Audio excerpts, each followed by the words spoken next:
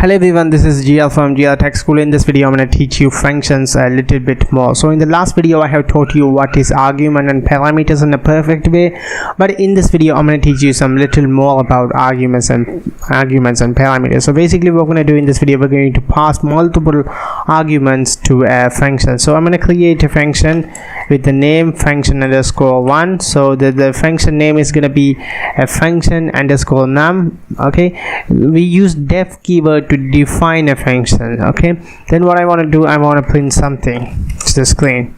So this function is going to take two parameters instead of one, such as if name and name. So if you want to pass multiple parameters, you can use comma and you can type the name of the parameters, but according to this program I'm going to take two parameters. Then I'm going to add f1 plus name. Okay, now you can see there's a simple space between them. This space indicates the reason I put space to separate the names from here. So basically this function, don't worry about anything. Basically this function takes two parameters. So I'm going to pass this parameters. I'm calling this function. I'm going to pass this parameters. I'm going to put my full name, Ragulan. So if I execute the program, it's going to return my full name to the screen. Like that, you can call it this function any time you want. So the purpose of this function is to join two names together. For example, I'm going to say David and Mike. Here I'm going to say Angel and Ruby.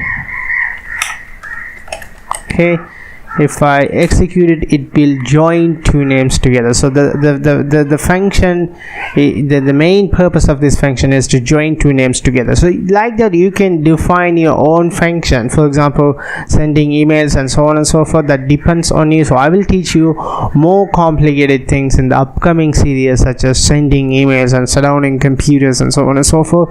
So those are advanced sections, but in the basic section I have to only explain the source code of the Python, so basic syntax of the Python. So that is the motive of me.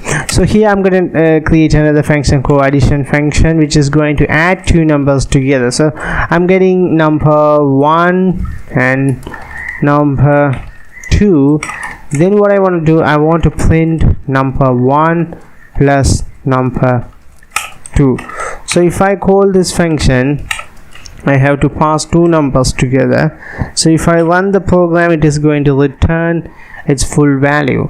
So basically we are passing numerical value. If you pass into string, this time the function is going to not work because you are passing some